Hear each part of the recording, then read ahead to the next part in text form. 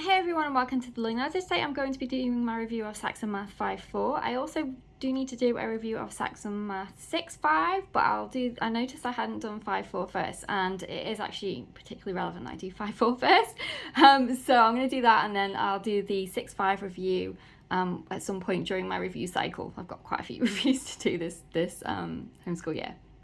Okay, so background. We are currently in grade 5, which is, well, I should start again. We're in the UK, so we're in year 5. If we were in the US, we'd actually be in grade 4 right now.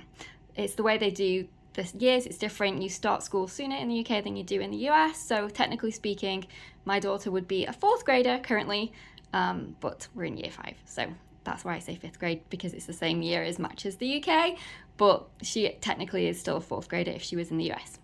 Now, we started this in 4th grade, in year 4. And we continued until year 5, and halfway through year 5 we finished it, because we didn't start this until halfway through year 4. So the reason we didn't start this until halfway through year 4 is because I decided to try something different in year 4. We'd always done Saxon. We'd always done Saxon K through 3. And then when over the summer holidays before we started year 4, I was thinking, we might try something different. And the reason being is because Saxon K3 is very different to Saxon 5.4 and onwards. Saxon K3 is 1, teacher-led, 2, heavily manipulative-based, and 3, limited worksheets. There are worksheets, but it's not like this.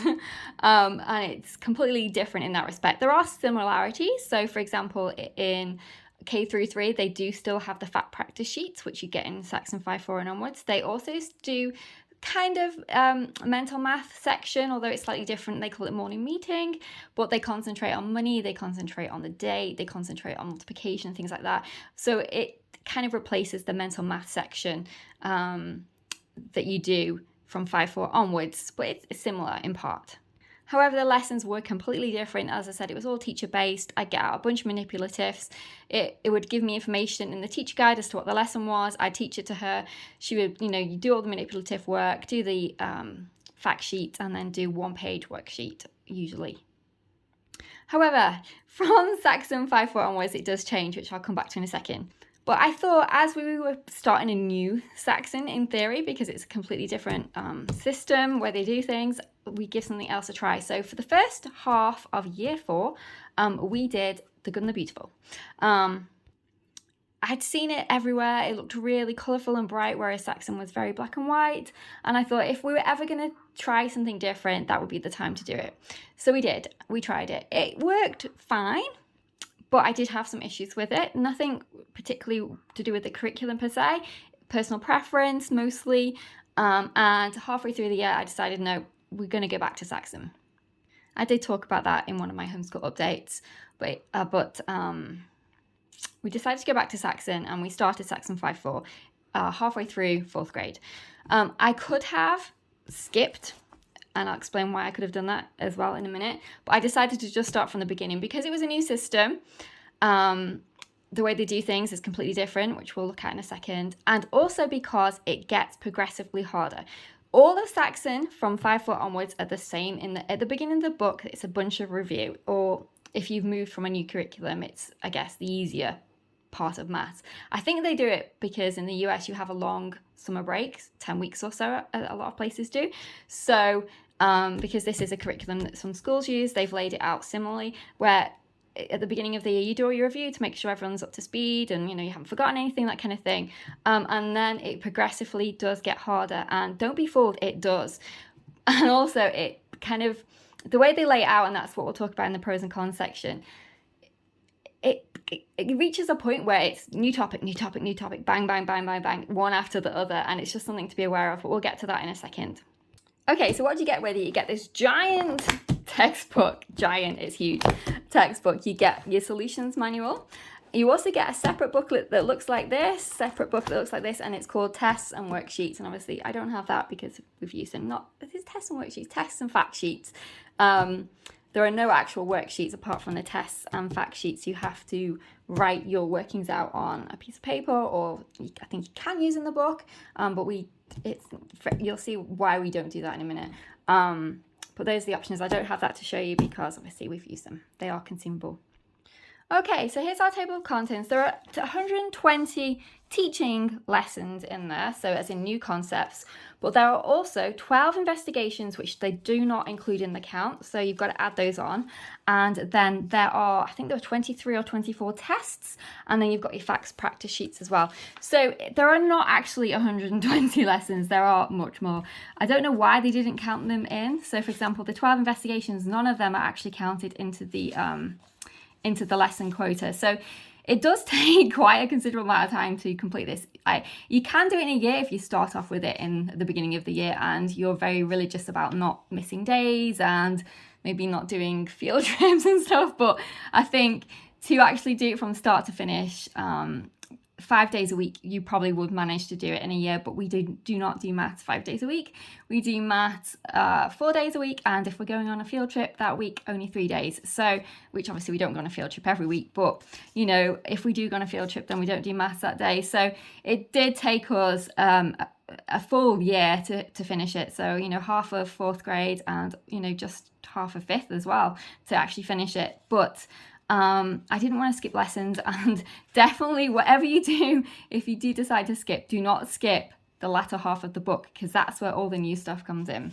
So as I said, there are 12 investigations. Now these investigations are different than the actual lessons, and some of them can take more than one day, especially as you get towards the bigger topics. So for example, probability, decimals, percentages, you know, those are sort of big. See, there's an investigation here for big topics that kids need often a little bit more time. So some of these investigations you might take more than one day. We definitely did. For example, here's another one, decimal numbers. That can be tricky for kids. So you do, you know, bear that in mind. And the investigations can be quite lengthy as well. I remember this one, the decimal, not that one. One of them, I think it was investigation 10 or 11. This one, investigation fractions with manipulatives. That had 35 questions in, and they were all new things. So, you know, they do often take a little bit longer. So bear that in mind. It's not 120 lessons at all. That is one thing that is kind of deceiving. And if you decide to do all the tests, that's 23, 24 tests as well. And are you really going to do a test and your lesson practice and your fact practice? You might, but we didn't. If it was a test, we did the test. We didn't do our lesson as well as a test, because that would make maths about 2 hours long, which I think in 4th, 5th grade is a little bit too much. So, you know, do what you do. You know your homeschool best. But if we did a test, we didn't do our lesson on the same day as the test. So that's what you're looking at in terms of lessons. As I said, at the beginning of the book, Saxon has a bunch of review. You know, look at it, addition, money, 3-digit number addition, time, you know, it's very review level work. Until, you know, now we're getting into multiplication.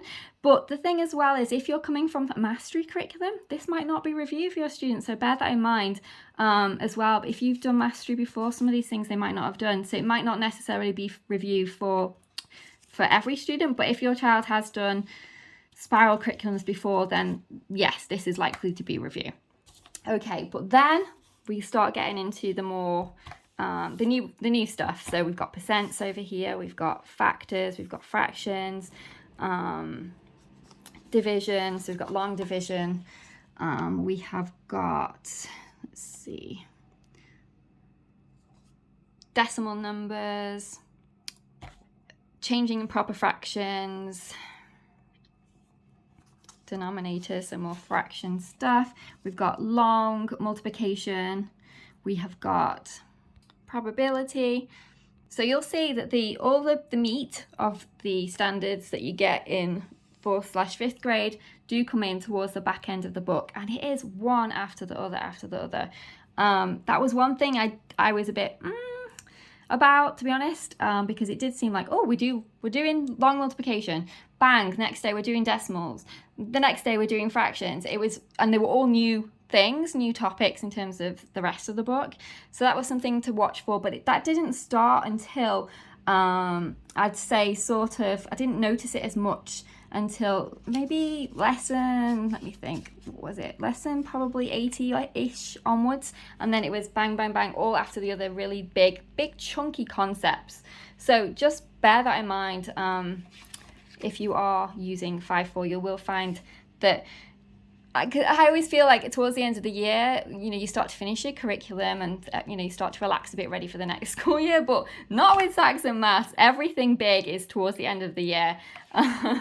See, there's no relaxing with Saxon Maths at all. Maybe there is at the start of the year, which I guess you could say maybe, building up gradually, but at the end of the year, all the big concepts come in. Your long multiplication, your probability, your fractions, your percents, your decimals, all of them come in towards the end. Now they also have at the back 4, in this case, extra topics. So there's Roman numerals, there's a decimal place value, and then there's a supplemental practice section. So if your student needs, base 5, and then a supplemental practice problems as well for certain lessons if your student needs more practice. So you could add those on into your list of how many lessons you've got, and it's ever growing. So how we use it, they all start off the same. So you have your warm-up section. This is lesson 1, warm-up. So they have fact practice. I can't show you that, but basically in this case, it's addition fact. So you have 100 addition problems to do on a fact practice sheet. They put it at the beginning, but we actually did always have done ours at the end, just personal preference. So for our warm-up, we would do whatever the mental math was, the pattern section, then we would read the new concept. We did it together. Sometimes she would do it by herself, but most of the time we always read the new concept together. And go through the practice new concept questions. It depends how many pages there are for the new concept. And then she'd do her lesson practice. I'd be there, hovering, making sure if she needed any help, because to me, lesson practice is a new concept, so she might need help. But then when it came to mixed practice, I would, let her go through it at her own pace. We did not do every single problem. We do sometimes odds, we do sometimes evens, or a combination. I did actually go through the lesson before. So when I do my planning evening before, the weekend before school, I would go through it and I'd circle which questions I wanted her to do in the worksheets that I made, which I'll show you in a second, to go along with the curriculum. So as I said, it wasn't always odds or evens, because you'll find some of the questions are related to each other. So if you decide not to do every single problem, you will have to go through them to check, because there's no point saying do question 13 when it was part of question 12, and if they haven't got question 12's answer, then it's going to be hard to do question 13. So it's just something to bear in mind. Yes, it might sound simple, odds or evens, but that's not always possible. So you will need to go through them if you decide not to do every question. Why you might not decide to do every question? Because there are quite a lot. There are 30 questions in the mixed practice alone. You've got your lesson practice, which varies, we're up to J here. You've got your new concept, which is a teaching lesson, and then you've got your mental math. So it's a lot. And part of the reason why we didn't do every mixed practice question was because I didn't feel like it was necessary to do every single one, because as you can see in this row, they're all addition. So if you know how to do this one, you're likely to know how to do that one. So that was the reason why we didn't do every single problem in the mixed practice section. Again, personal preference. The book actually tells you should do every single problem. So bear that in mind as well. So these were the worksheets I made to go with. So we did mental math, problem solving, lesson practice, and then she would have some square grid paper to do her answers on. Although I will say, when we got to long multiplication, we did run out a bit of space. So she ended up doing a long multiplication on a whiteboard. So that's something to bear in mind. I will next year make either my boxes bigger, or I might just go to squared paper altogether and not use my sheets. I don't know, we'll see. But that wasn't a problem until we got to long multiplication, where you're having to write quite a lot in a box. Okay, so let's look at some of the lessons now towards the back, because that's where all the new meat comes in. So lesson 108 is on formulas. Again, you've got your mental math section, and something to note about the mental math section, it does get progressively harder.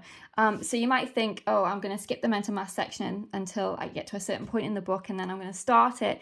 That might work out just fine, but it does build on things, so that the mental math does build on previous mental math sections. So if you skip too much, your student might suddenly have a question where they have no clue. Also, it does give you tricks in the mental math section. So as you'll go through, it'll tell you, why don't you add 2 to this number, add 2 to that, just little tricks as to how to make mental math easier, and you'll miss those if you're not doing it until a later point, something to bear in mind. So for example, in this one, we've got some fraction mental math, some multiplication, some addition, a subtraction, we've got some Roman numerals, and we've got a pattern. We've got our new concept over here. It's talking about formulas. This is all our lesson practice section. So basically new concept. Then we've got our lesson practice over here. And then we go into our mixed practice. Something about Saxon that I really do like is they have a bunch of word problems in every single mixed practice section. So obviously we're not doing every single one because we're doing odds or evens, but again, check them through if you decide not to do every single one, because some of them do relate to the previous question. I really like that because I think word problems can be so tricky for kids. So I think the fact that they have them in practically every lesson, they get lots of practice with them. Okay, so that's what our mixed practice looks like. And there are 30 questions in that one. Lesson 117, we're on rounding whole numbers through 100 millions. So here's our mental maths. We've got our division facts fact sheet. Again, I used to do those at the end of the lesson rather than the beginning, personal preference. Mental maths, we've got some Roman numerals, a pattern. So we've got a fraction pattern in that case. Our new concept over here. Then we've got lesson practice, and then on to our mixed practice.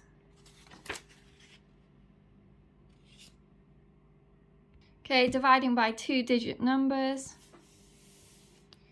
So the new concept is written to the student, so it breaks it down each step.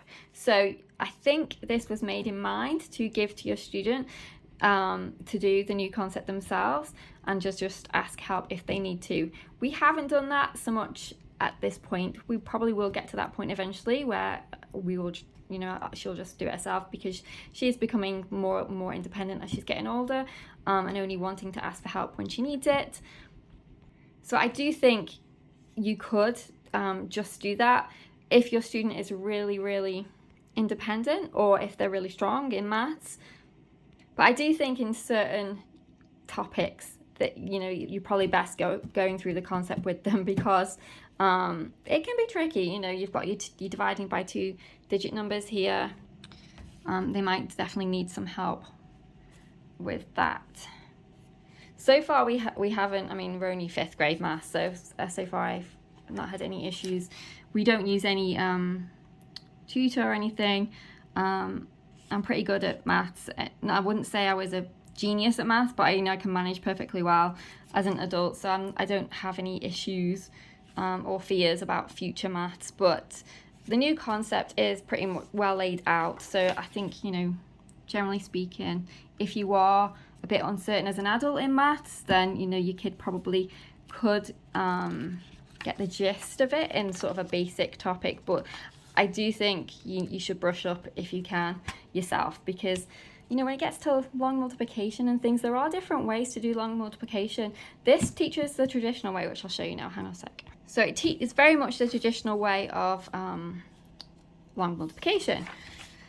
There are other methods, so you might want to brush up and see which is the best method for your student. My daughter was fine with the traditional method of long multiplication, but your child might need a different method.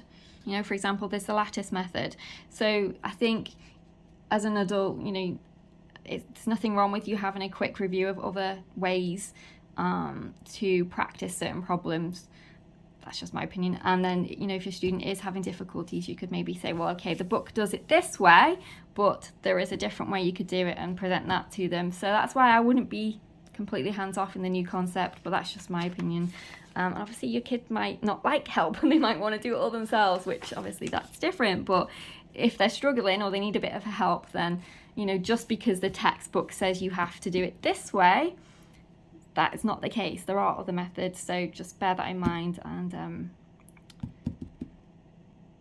they might need some help in the new concept. Just because it's written to the student doesn't mean that you can just give them the book, in my opinion anyway. they might need help still. So brush up on your maths if you've forgotten anything, so you can help them. Okay, so pros and cons. I love the mental math section. My mum was amazing at mental math, absolutely brilliant. You could just give her a question and, you know, it wouldn't take her long. She was like a living calculator. I don't feel like when I was in school we did hardly any mental math. It was very, very brief, and we were given calculators from a very early age in school. So I really love the mental maths because I think it's such a great ability to have.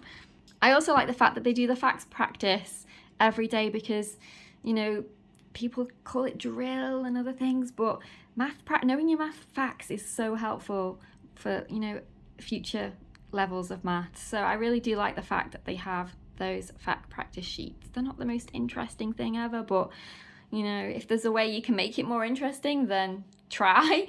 But I just think that they are really, you know, whether that's, you know, taking the answers from the sheets and inputting them into the computer and making it a game, or if your kid is really active, then, you know, some kind of sport as part of it.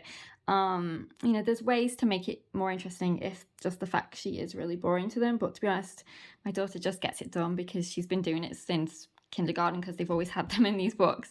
So she just accepts that they're just part of maths.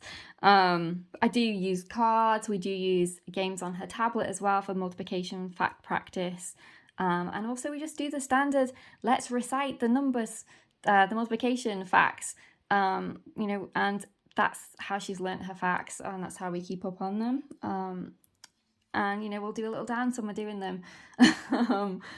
And, you know, we've also done, what's that? The Good and the Beautiful musical multiplication. That did help to a certain degree, but it wasn't enough, just that alone. We did have to do the standing by the fact charts and going through them together and singing them out and dancing to them and hopping to them and, you know, all the fun things to help her remember them.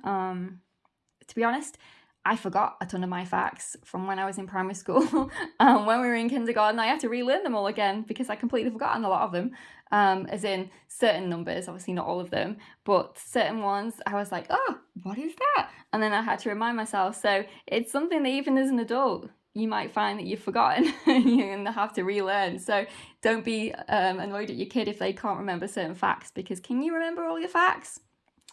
Something to think about when we're expecting our kids to know all these things. It's like everything, if you're not using it every day, you forget. But I do really like the fact practice aspect. I do really like the patterns as well. It's often conceptual thinking, and I really like that in addition to everything else about the warm-up section.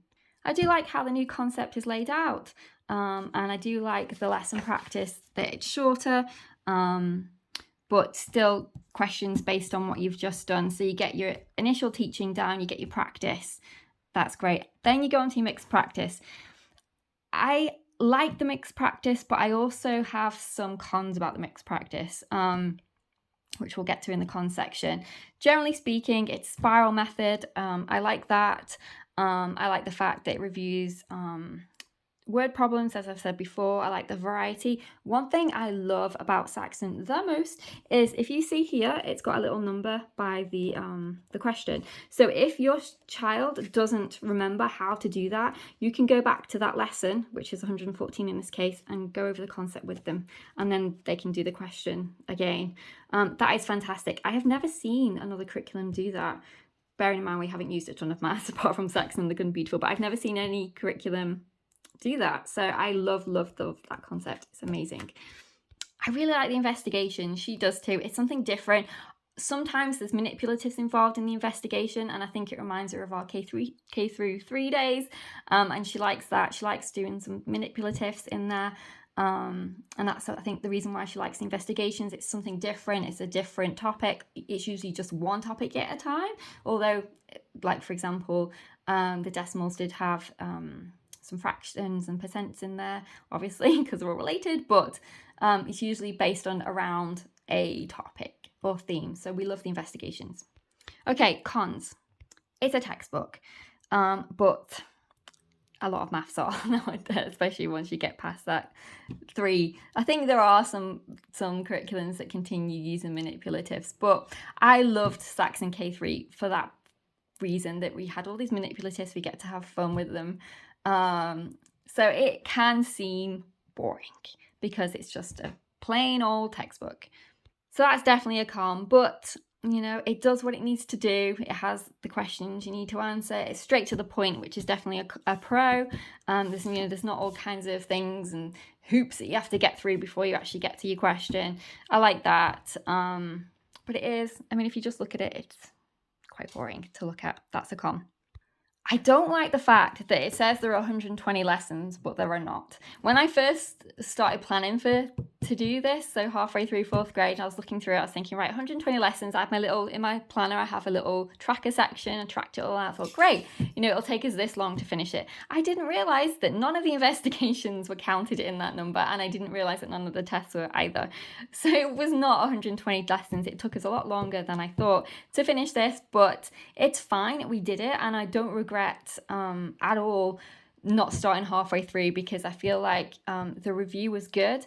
It was a new way of doing things. It's different even to the Good and the Beautiful, the way they do things. So I do not regret not starting halfway through, but it did take a long time to finish, and it's a lot of stuff in 1 year to learn, particularly, and this is my biggest con, I don't think they spread out the new concepts enough. I feel like you get through your review and then you've got a few lessons where you're following a flow and you get into a flow, but then suddenly it's, as I said before, it's new topic, and they're big topics, chunky topics, one after the other. So you do feel like a little bit like, oh my goodness, there's so much new stuff all at one time. I think they could have spread it out a little bit better. And my other con is, while I do like the mixed practice, I feel like there's a lot in the mixed practice of different skills. And you might have only just done the lesson. So say that it's Monday and we've just done our new topic on decimals, and we've just because it's incremental, they don't always teach you everything at one time, which is a pro, but it can be a con at times, but we'll talk about it in a second. Because it's incremental, they don't teach you necessarily everything about that topic at one time, but yet you'll get the questions about it in your mixed practice the next day. And if your student hasn't quite got it in the new concept, they're getting questions on it immediately, which it has its positive, but it's also its negative, because because of the way it's incremental, you haven't learned everything about that topic, and in my opinion necessarily got enough practice before you've got a bunch of questions on it. I don't know if that made any sense. I don't think I explained that very well. But I just think that the mixed practice can be all over the place with so many different skills. It can feel a little bit overwhelming that there's so many different things in the different concepts in the mixed practice. It's good from a rigorous point of view because it is very rigorous. You might look at the beginning of the book and think that's really basic, but trust me, as you get through, it's not so basic. There's a ton of new concepts in here, and you're getting tested on them every single day with the mixed practice. You could go from question 13, which is about one topic, and then question 20, which is about a completely different thing.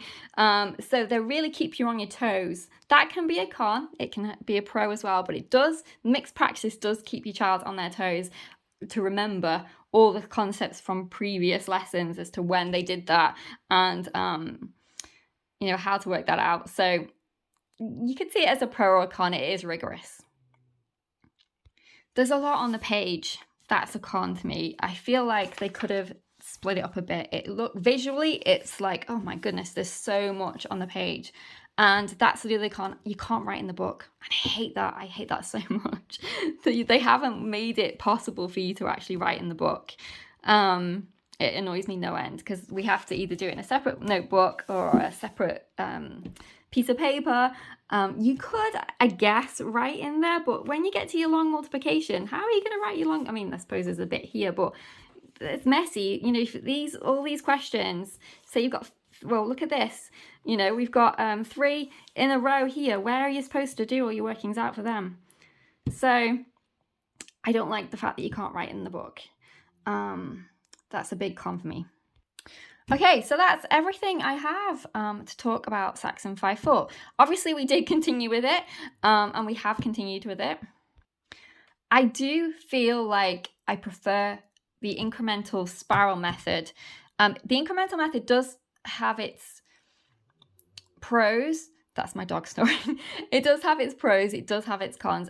The pros for me is the fact that it's little chunks often, whereas to me the cons would be it doesn't give you a lot of practice before we go to another subject, then we come back to it again. So you really have to be, your brain really has to be on it. Okay, we didn't do that for like last 3 lessons, but we did that in the 4th one, and I remember how to do it, and now we're learning a little bit more about that topic. That's what the incremental thing is like. So it does have its pros, as in it's really keeping you on your toes, but it also can be a con in that your child might have forgotten what that new concept was because they haven't touched on it again in 3 lessons, and now they're doing it again but at a higher level.